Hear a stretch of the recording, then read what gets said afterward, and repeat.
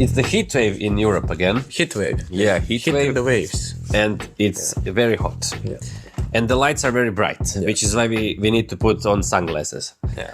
Yes. Not only because we look cool, but actually because of the lights. Yeah. Hi guys. Hello, we're back.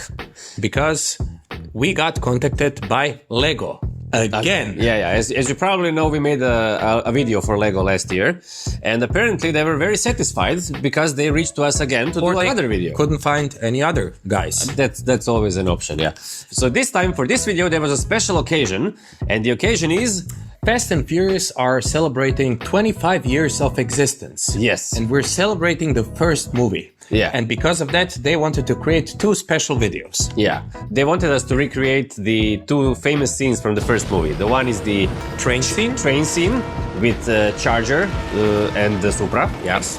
And the other one is the famous first race in the movie with the Mitsubishi Eclipse. That is the Paul Walker one. And of course, they built 2 brand new kits that these videos are going to promote. Yeah. So And of course, Lego did it in 2 different scales so we can have more fun. yes, yeah. The same problems like last year. Yeah. As you remember, last year the film was set in Tokyo. Yeah. You always wonder what are you going to do with all the miniatures, and because we don't have any space to store them, and the miniatures are pretty big, we threw them away. Yes, literally. And literally like 2 weeks after that, Lego got in touch. Hey, you guys want to do another video? And we're like, oh no, yeah, maybe we can destroyed Tokyo. Yeah, maybe we can reuse some stuff. Yeah. But this time the setting is LA. And that is a bit easier for our hearts. Yeah. Because you can't reuse Tokyo as LA because the buildings are obviously much taller. Yeah. And LA is just like 1 story high, most of the buildings. So we had to build basically everything from scratch. Yeah. Anyway, yeah. But this is a great segue into the making of, because we're gonna start with making the LA, right? We needed lots of buildings on the streets and everything, so let's just hop into it and show you how we did it.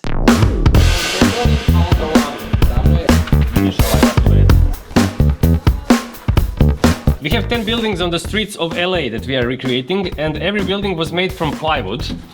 Each building was first designed in vector files based on the references that we took from the actual streets of LA. So we found a bunch of buildings that we liked, and then they were recreated in vectors and cut on the laser cutters and assembled. Each shop has a very specific name connected to the character from the movie and to something he does. For instance, there's Jesse's Electronics Repair. So we all know Jesse is a geek.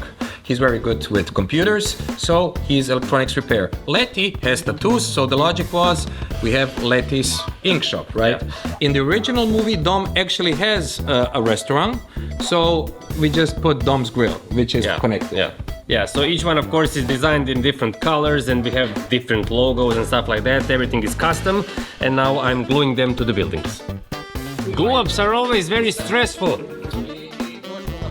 The glue is drying fast. You need to work fast. It immediately comes alive. Now, the next phase is to put a bunch of these little details on the buildings.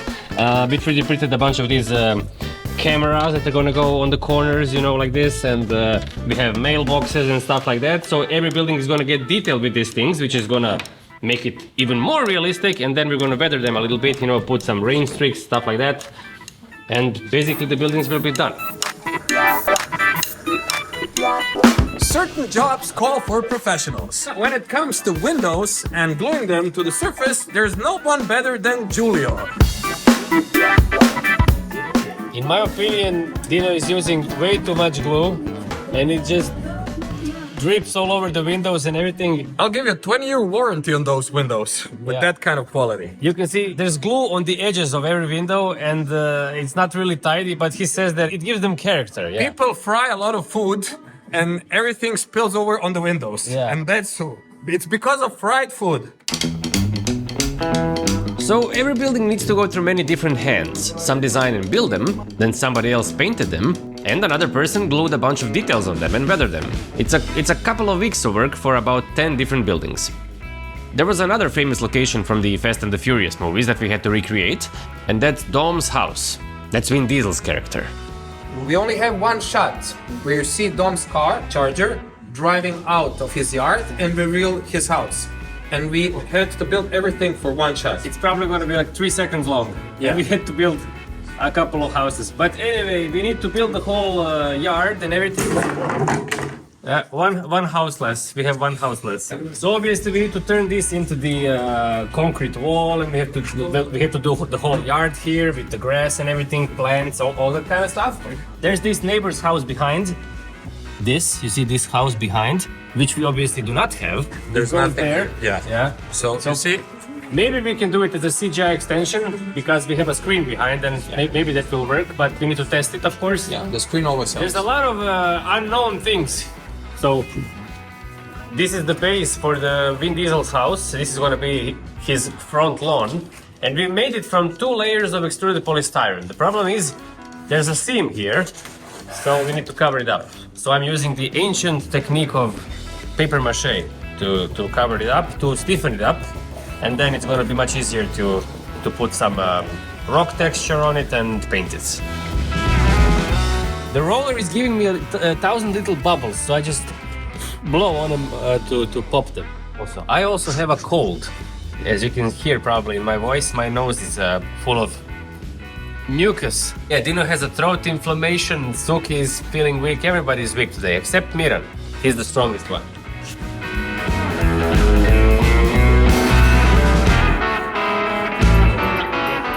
For the Los Angeles street set, we also had to build the street. We used big particle boards, painted them gray, and then weathered and textured them with darker shades. Of course, we also had to make the sidewalks that our buildings will live on. We rounded the corners and then painted a bunch of patches of light and dark color to simulate the different layers of asphalt that was layered over the years. In LA, the curbstones are often painted in red or yellow to mark which areas are okay or not okay to park in. And of course, after each layer of fresh paint, you gotta put another layer of wash to dirty it all up. I just glued this tactile paving, but we realized immediately that it's too big. So now I have to peel it off, and we have to cut it down a little bit because it doesn't fit the scale. It's much smaller on the reference.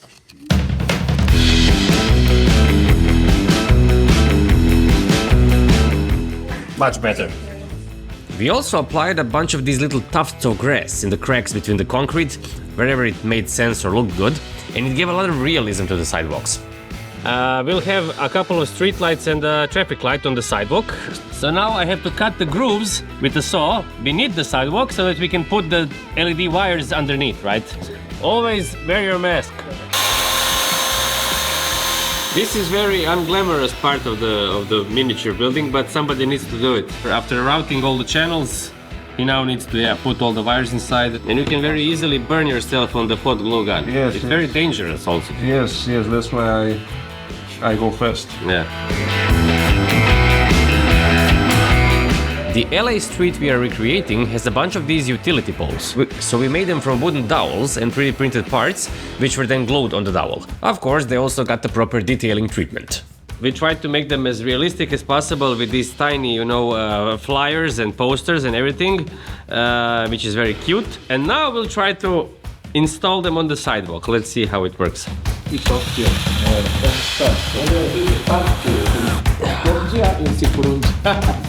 Oh. This is surprisingly This is surprisingly stable, and the lamps are surprisingly unstable. Yeah, because the lamps are just glued, and this is screwed. That's a lesson for you. Always trust the screw and never trust the glue. That's a very important life lesson. As always, we had the whole manufacturing line here, because for the streets of LA, we needed a lot of little props to decorate them. So we made a lot of wire fences that needed to be painted and weathered, the classical American yellow fire hydrants, lots of trash cans and dumpsters that were decorated with tiny graffitis, and probably my favorites were the famous miniature mailboxes. Why are your graffiti so professional? I do graffiti for a very long time, and I mastered, let's say, these tags. Sometimes I put the names of my friends who also paint graffiti, but yeah. Is it okay to use other people's names? Yeah, it's okay if you know them and if you send them a photo, so it's okay. But we also had some other sets, like the garage set, that you'll see a bit later in the video, and that one had to be packed with lots of different tools and stuff one would have in a garage. So I made a couple rolling tool carts and decorated them with tiny stickers and dirty oily rags. We also had some metal storage lockers, you know, stuff like that. In our team, we do not discriminate. Even people who are not educated in the arts and crafts or even necessarily talented, they still get a chance to do something with their hands and produce some wonderful little miniatures that we are actually going to use on screen. What was the last time you used your hands in this manner, like in elementary school? It was, probably 34 years ago. Yeah. The last time I used paintbrush and... You did a really good job considering. Yeah. Very good. After about 2 months of work, the pre-production phase came to an end and it was time to actually start filming. And now the problem is you have to change your mindset from pre-production to filming. And that's always hard. And the best way to start the day is with cleaning the workshop. So Luca is doing a lot of sweeping. Because I'm allergic to dust, which is a problem, so I like to be in a clean workshop. A hard filming schedule awaits us, so it's important to remind yourself that you are an award-winning director to build up your self-esteem. And that's what I do. And the other side says visionary director, which also helps.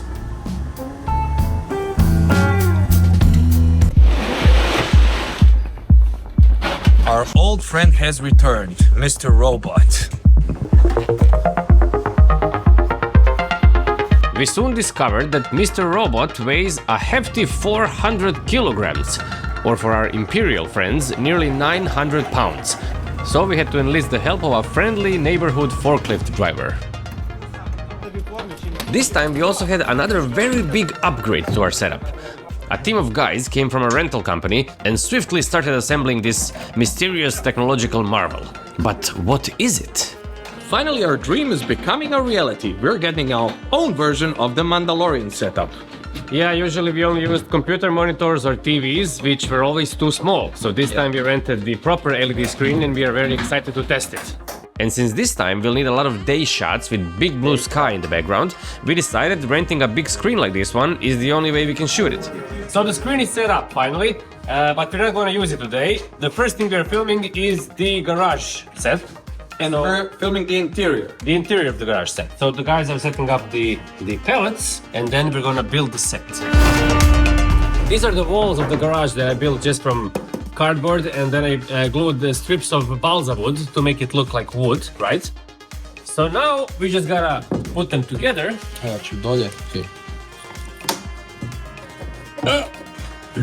Okay, and we have instantly 3 walls of the garage. The point is that there is no 4th wall, obviously, because you need the space for the camera, and we don't actually need it because, yeah, we can get all the shots with 3 walls. Yeah, see. Okay, now we're gonna put a bunch of details inside.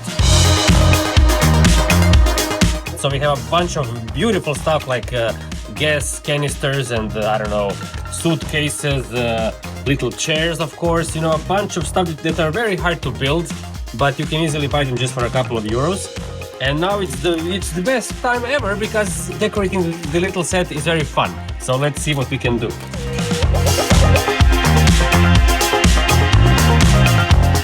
A couple of wrenches inside, pliers, and that can go underneath the table where it's not gonna be seen. Pegboards with a bunch of tools. They're gonna fill the wall a little bit. A part of our mission is to always put as much Easter eggs as possible into the Fast and Furious Lego Technic videos. So this time for the garage interior, we created this little Dominic Toretto blue shirt, which he always wears when he's working in his workshop. My mother has sewn this little cute shirt. And of course, the poster with the inscription, "I live my life a quarter mile at a time," because that's the line he actually said in the first movie, and it was in the garage. Even though this is a miniature, there still needs to be a ton of stuff to fill it, you know, because it will look empty otherwise. We have a lot of books, a lot of folders, a lot of papers, little chairs with 3D printed little vices, trophies that Vin Diesel apparently won for something. I think that's his father's trophies. Ah, they are his father's trophies. I didn't know that. Locker. We have a locker with his father's name on it. And so yeah. his sister's name, Mia. Yeah. This is the magic touch that comes on the whole set. I have the assortment of ropes here that I prepared by soaking just regular ropes with wood glue and then, you know, arranging them how I like, and then when they dry they stay like that. So I'm gonna hang them on the walls and on the columns, and it gives the realism to the whole set because somebody just threw a rope, you know, somewhere, which is, yeah, cool.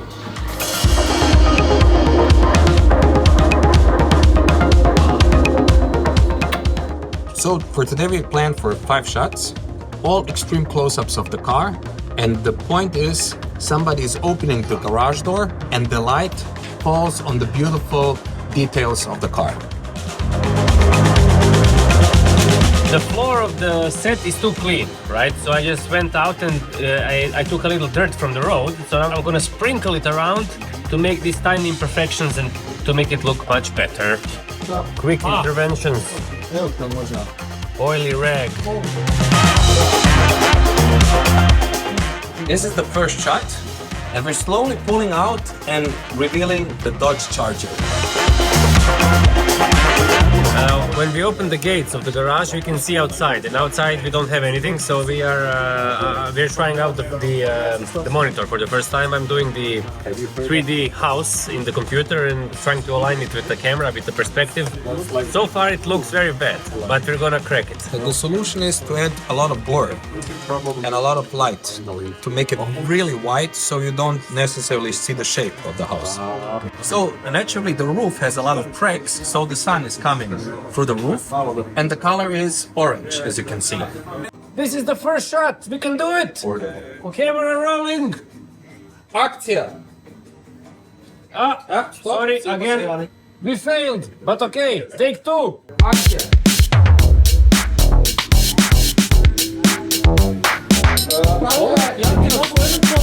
We shot 10 takes already, none of them work. Which means it's going all right.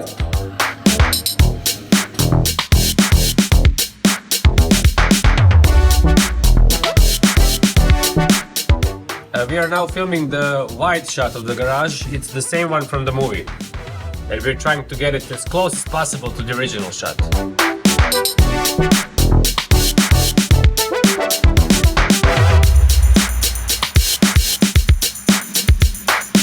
We are filming the back side of the Charger. The camera is slowly moving towards it, and we always put something in the foreground. That's a rule we always obey. So we put some canisters and chairs and stuff like that because it immediately makes the shot much nicer. And the point is the camera always slowly glides over them and then reveals the car. So you never want too much distraction, but at the same time it creates this little magic, like you're revealing the car, and that's important.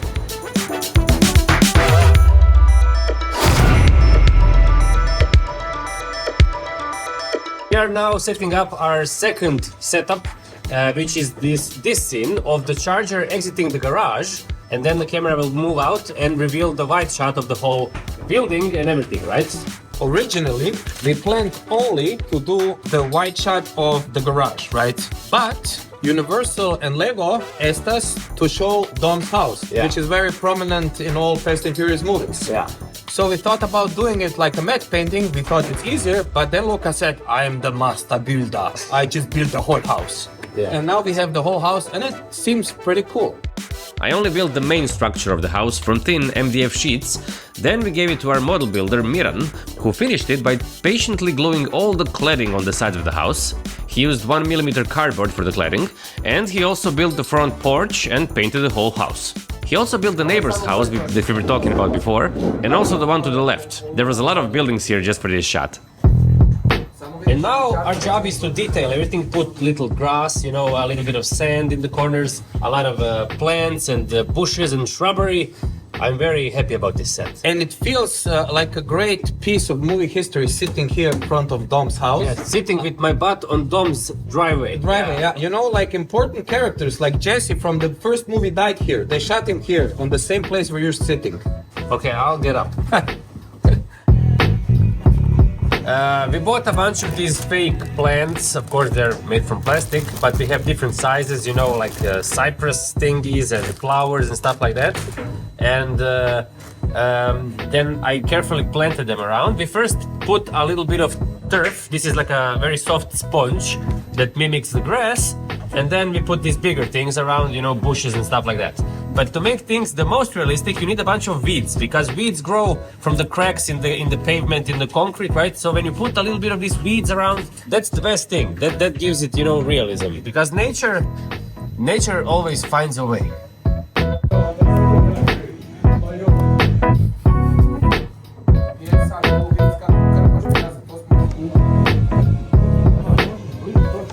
Another thing is obviously all of this is made from just styrofoam and it's painted.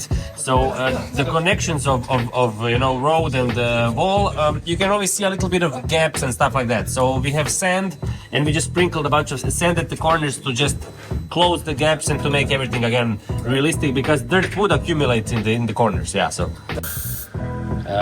I'm doing some very quick last minute weathering for the buildings because most of them are just clean, so a little bit of dry brushing to make them look dirty and worn.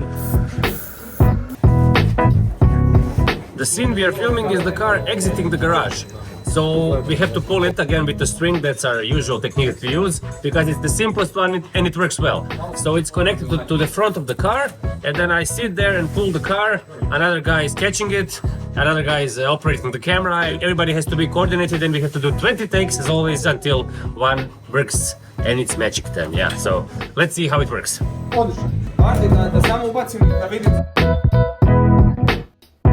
I just want to point out that Tsuki's wonderful deck chair that we are actually going to use on screen was actually put on the porch, but unfortunately in the final shot it's not seen at all. Well, better luck next time, I guess. Alright, with the shot of Dom's house filmed, we didn't need that set anymore, so we dismantled it and proceeded to film the inserts of the car. The first one was the close-up of Charger's engine. Because it's the beginning of the race, so we're trying to move with the camera towards the machine and trying to make it larger than life. It looks pretty epic. Top. Ajde, daj mi cijelo Akcija! It's basically just the back wheel of the Charger spinning. But to do that, you have to set up a fishing string and put it around the wheel, and then you have to pull it, right? And it takes 15 minutes to set up. It's just one insert, but you have to set up 5 different lights to make it look glorious, because it can't just be an okay insert. It needs to be the most beautiful insert ever taken. See these beautiful highlights? This is what we created using a little top light from here. So the wheel gets the beauty shot, and this is a bit highlight on the back of the wheel. And also another trick for this shot is this little machine and little tube we installed, and we pump smoke through it, right? And why? Because the wheel is spinning, right, on the asphalt. It's creating a lot of torque and a lot of friction, so you naturally have a lot of smoke, which is a great effect. 3, 4,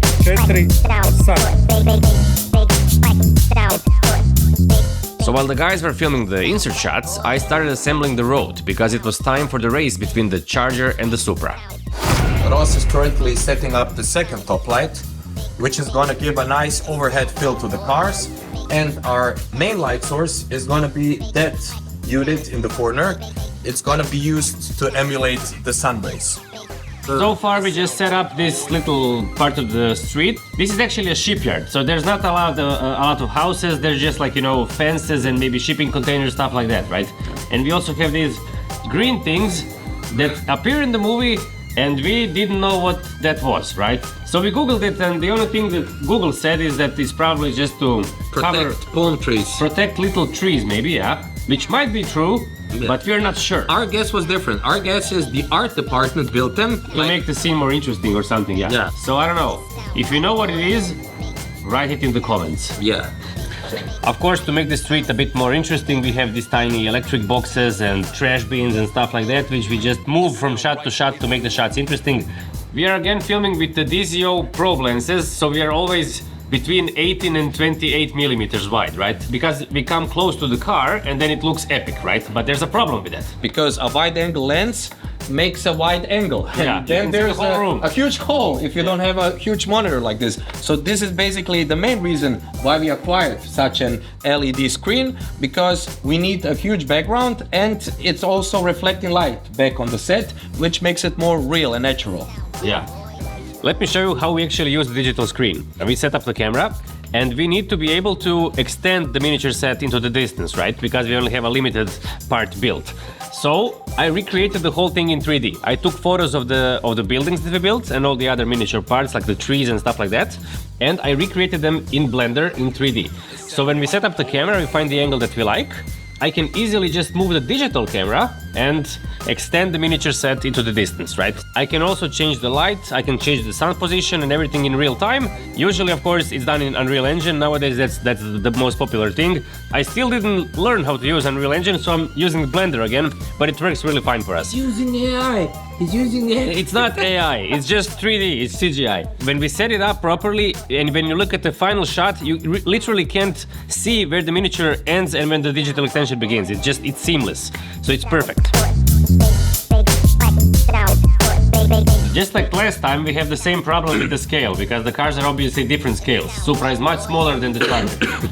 So Yeah, we're obviously trying to stage it from the perspective of the Supra. Yeah. The Supra is always in the foreground. it's closer to the camera, so it appears bigger. Yeah. But we also have a few shots where the camera is in the middle, and then there's the problem, right? Yeah. But we figured it out. Yeah, if the Supra passes by the camera first and then Charger a little bit later, then it again seems that they're the same size, which they're not. But it kind of worked, yes. Obviously, it was a problematic shot. it's not like this in the movie. Yeah. They're neck to neck. Yeah. But unfortunately, there is no other solution for us. Yeah. This workflow with Blender is amazing because we just realized there's a little hole in the set. We see too much of the sky, and I can easily just take a couple of shipping crates, move them around, and fill the holes. Right now we're filming a very interesting sequence, a head-to-head race between the Charger and the Supra. It's a side shot, we're following them, and to get the maximum dynamic, we're using a longer lens. You have to put something in the foreground because then it looks the most dynamic, because camera is passing very close-up objects and it looks like there's a bunch of stuff in the shot.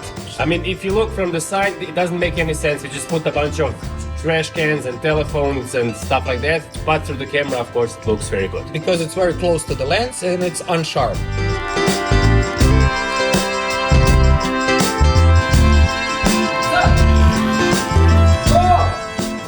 Today is the train day. We're filming the train all day long. We decided it needs to be a bit bigger than what you can buy in the stores, you know, these model train kits. It's much bigger actually because our cars are bigger, so it needs to fit in the scale with the cars. But also, the bigger the miniature is, the more realistic it looks on camera, right? It was made from wood and 3D print parts, painted.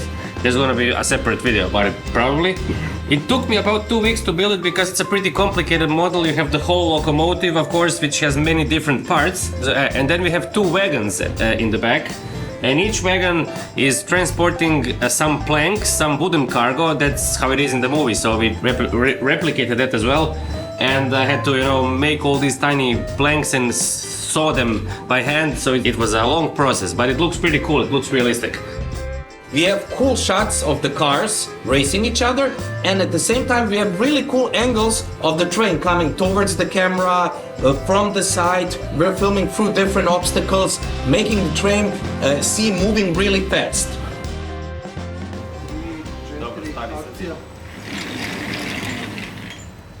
Perfect.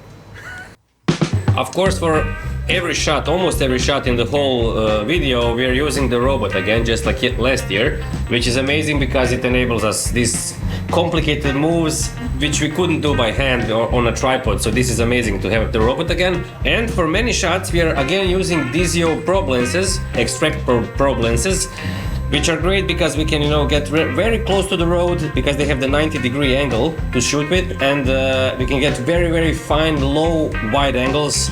So that in combination with the robot is perfect.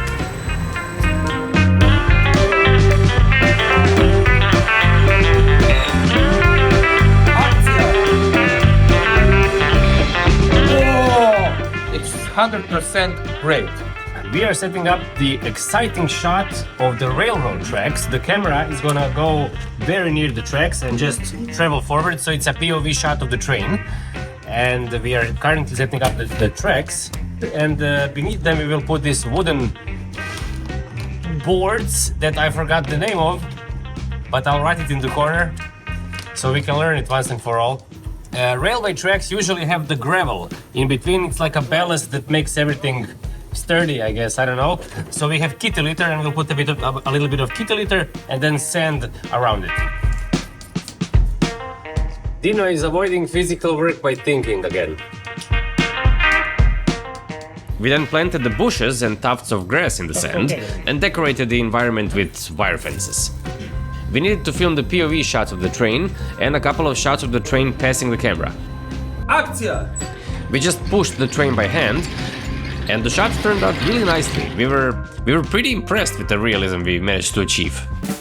For the next shot, we're gonna need these railway crossing signs, so I have to put these little tiny signs on them, which I really like. I like when I need to do some miniature in between the shots, because then I can just escape from the set, away from the arguing from which side the light's gonna come, you know, when the backlight's gonna be positioned. I just come here, I drink my little coffee, and I paint miniatures, and then that's cool. That's my favorite spot. Yeah. Our electrician explained to me how to connect it. He said you have to put some wires on the plus, some wires on minus, and some go to the ground. And now it's not working again. Wait. Maybe it's disconnection. Yeah, we got it. It only took us 5 tries. Yeah. Right now we come to a very interesting part. This is the moment where the charger swerves to the right and avoids the little kitten in the road. Up ahead is an oncoming truck, and to avoid the truck, the charger climbs up on a ramp filled with construction material and then goes into something really special. The barrel roll. It's a hard word to pronounce. Well, in the original movie, he crashes into the truck and then it destroys the car completely. Lego didn't want to do that because it's a little bit violent, so we decided that it's gonna fly over the truck, do a 360 rotation, and then land back on the tires. And it's Without any damage at all. Yes, it's gonna be perfectly fine. because the charger has great suspension. Yes, it's a really good car. As you can see, we set up a little ramp. We put a bunch of miniature planks and boards on it, so it looks like it's a work in progress. Somebody's loading the ramp or something, and the car is gonna jump on it and do a barrel roll. I can pronounce it. I can pronounce it. Akcja! The fishing string broke. Sad. Okay. Oh my! I caught it 1 millimeter before it hit the lens. This so- might be the one take we need, and that's it. The $1 million shot. Cool. I think Cool. it's usable, yeah. Yes, because we... There's nothing we can do better.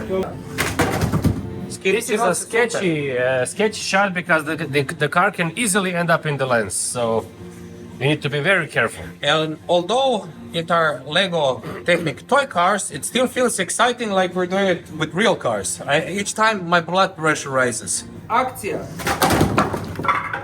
Akcja! He promised this is the last take, even though he said even if it's not good, we are done. Are we done? Akcja! The thing about the barrel roll sequence is the car has to turn 360 degrees, and you film it from different angles, and each angle needs to have a progress in the rotation. So we again opted for the puppeteering with fishing strings because it gives you more control. The problem with puppeteering is it can often look wobbly. It doesn't look realistic because you're carrying with your hands, so it always goes up and down. So the best thing to do is just to film it in 100 frames per second, and do a very fast movement with your hands. So when it slows down, it kind of looks realistic. But it edits very nicely if you have the logic of the movement right from shot to shot. Yeah.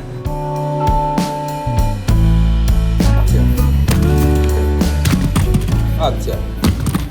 after the barrel roll, this car has to land. So now we are filming the landing, and I'm holding the platform. He's gonna pull it from the platform, and then immediately I have to get out of the shot.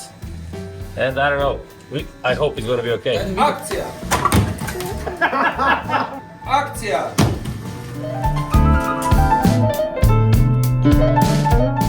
To achieve the ultimate feeling of speed, you have to have POV shots. And to make them happen, you have to put the camera inside the car. But how to do it inside of a Lego Technic car? Yeah, it's a little bit trickier than in a real car because it's small. So we had to dismantle and reconstruct the whole roof of the car to be able to fit the probe lens inside. But it worked. And of course, we filmed it in 2 passes. And this is the other part where we just filmed the plate of inside the car. Yeah, on the blue screen. Yeah. So it's going to be combined in post.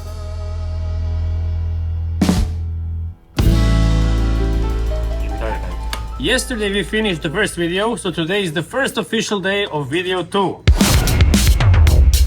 The video begins on the parking lot of the stadium. So we are currently making the parking lot because the Eclipse is going to do a donut here. We need to spray the parking lines. We are having a lot of problems with the tape because the tape doesn't stick to the road for some reason. It's a cheap tape. That's the reason. This time, our main hero car is the Mitsubishi Eclipse. In the original movie, the scene takes place during daylight. But we decided to go with a sundown atmosphere. We can add a bit of smoke effects, we can add lens flares, and we can make the shot naturally more dramatic. And it also serves as a great transition into the next scene, which is the first race, and it's set during night. I need to arrange the miniature flyers on the pole. It's gonna be an extreme close-up on it, so now I feel the pressure. I need to arrange it so it looks like completely random, but of course I need to put a lot of thought into it, which is not easy. The main flyer is looking for a 10-second card. That's what we need to read on screen. So you probably don't want yoga classes right next to it. I need to hide it somehow. I don't know. So it's Luca, who is looking for a 10-second car? in the movies. Vin Diesel? Yes! Yes, Dom's character. Yeah, I knew that.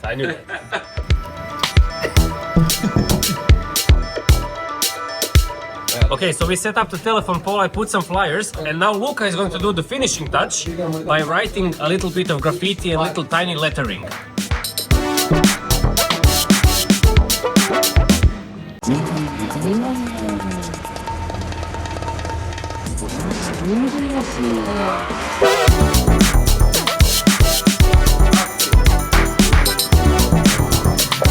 We came to the point of the video when the police starts chasing the Eclipse, right? So the police is getting out of the back alley, which is always very fun because back alleys are dirty. I put a bunch of little papers in front of the car.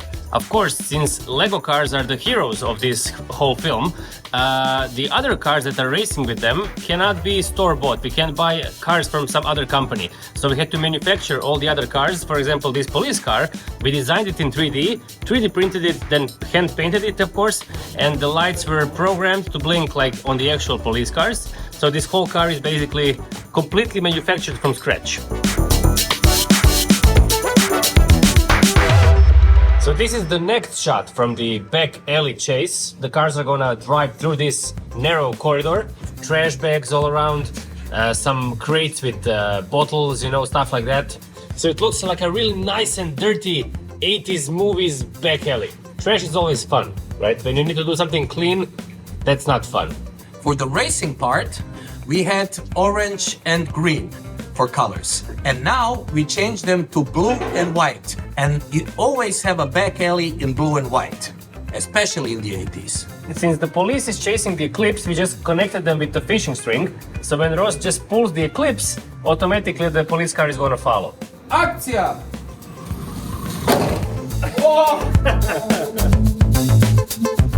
This is the best shot in the whole video. In both videos. I love it. But it looks like it's from an actual movie. It doesn't look like miniature at all. It looks awesome. It looks, Yeah. Right now we're filming a really cool Easter egg. You're seeing Luca here working his magic around the tuna on white no crust poster. As you know, it's very famous because that's Brian's favorite meal in the first movie. we want to make it really dramatic. And that's why we decided to fake the police lights. We're using a little LED light, which is flickering blue and red, and it's imitating the police lights. So it's constantly dramatic. And of course, to make it even more cool, the cars are passing by really fast in the foreground. What are you doing? Dirtying up the door because Dino told me I have to. There is a moment in the video when the car crashes the banana stand and bananas fly everywhere. So now I'm making the banana stand from balsa wood. This is going to be a canopy, and then there's going to be a little sign that says banana sale. I made a bunch of little crates. We have 1,000 bananas, and now I will have to fill all the crates with bananas and arrange it, and then something exciting is going to happen.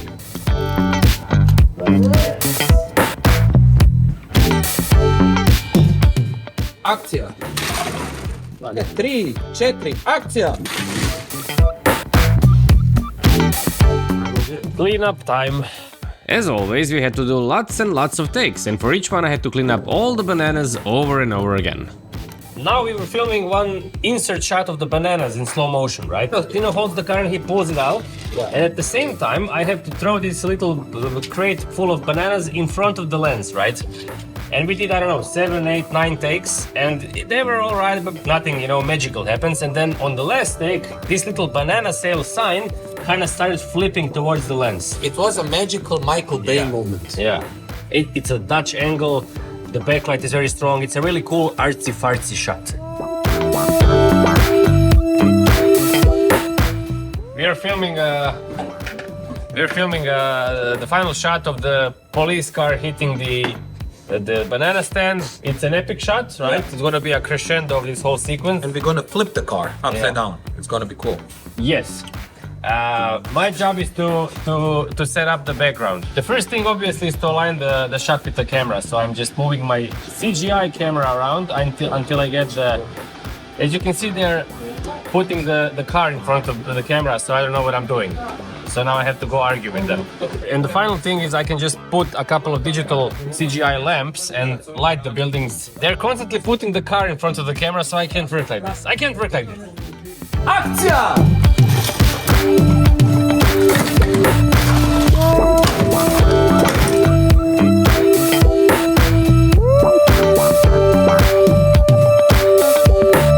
The car needs to jump and fly in the air, and we're gonna put sparklers in the bottom, so when it jumps, we can see the sparks. The sparkler is burning very fast, so we have to work really fast, and it's very tense.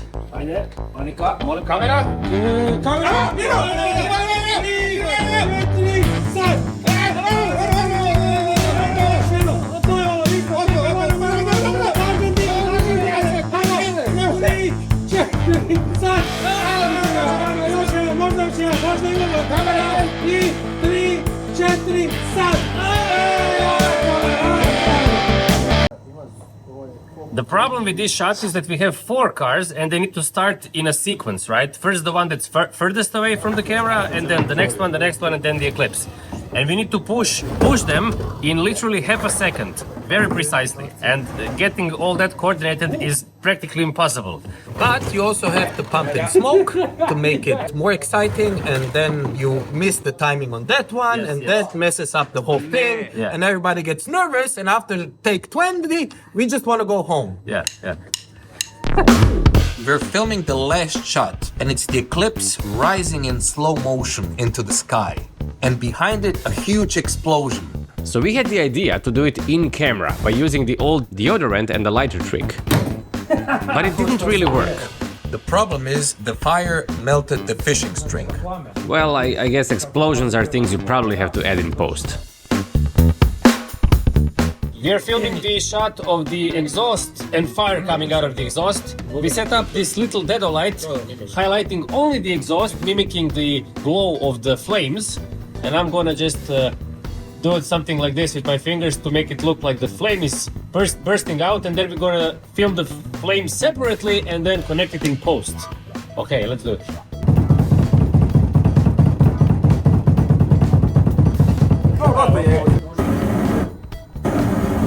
Whoa. Oh, awesome. we filmed the flame on black, and now we can just take it and superimpose it on the footage of the car. And it's gonna look like it's coming out of the exhaust. This type of visual effect dates back to the very beginning of cinema. It's just a simple double exposure. It's the simplest thing there is, but it works every time. We needed some shots where the cars are speeding down the road, so for that we modified the treadmill. That way the road is the one that's moving and the cars are in place, which makes it way easier to film. And by flickering the lights, you can create the illusion of speed. This is the last shot in the whole filming. And this is the last day. Yeah, which makes sense. And we decided to go out with a bang. We taped a sparkler to the underside of the car. We're gonna light it and hope for the best. Because in the movie, the aluminum panel inside the car goes off and it creates a lot of sparks. Okay, action!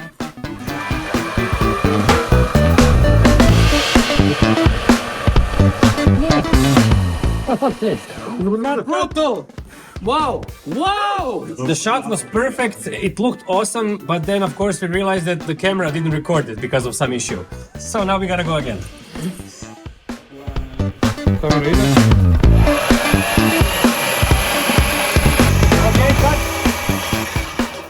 This is why LEGO sends us multiple cars for filming because of these things. The last shot was filmed. There are another 2 pickups, but let's pretend, Let's pretend this is the last this one. is much more fun that way. Yeah, high five. Yeah! Woo! Woo!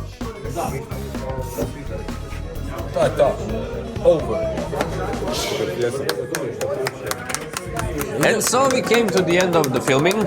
Yeah, And this time we just were more relaxed. We were hitting the schedule on time. yeah, we had a lot of experience from the first film, so we organized things a little bit better, and everything was just it went much smoother. And that's why we decided to do a little party at the end of the filming. Yeah. Unlike the first time. So we invited a bunch of friends, we built the set again so that people could see the LA set in its complete form. And it was nice, yeah, to celebrate the final day of the filming. The videos are actually uploaded to the LEGO channel, but we will put the links in the description so you can watch them if you want. Yeah. Which you should. Of course, if we're thinking about what's next, we would prefer that it be kind of like our own personal project, maybe a movie project. Wait for another year and we'll be maybe back because Luca has to finish some music projects. You know, he's kind of like punk right now. Middle-age crisis. Yeah, I have a middle-age crisis, I'm so trying more- I want to have a band right now. I drive motorcycle. Yeah. So we have this personal project. So that's why it's hard to do movies, you know, Yeah, stuff. Maybe, Yeah, you know, We we're don't getting have enough older. time. Yeah, we're just more obvious of our own nothingness and expiration date, I guess. So it's kind of deep. But anyway, thank you, Lego and Fast and the Furious for reaching out to us again. It was a joy. It was a joy. As And always, yeah. you know, if ever a trilogy, is in the stars, okay, we won't say no. Definitely. Yeah. Definitely. Yeah. Anyway, thank you for watching, and we'll see you in the next video, whenever that may be. See you soon. Bye bye.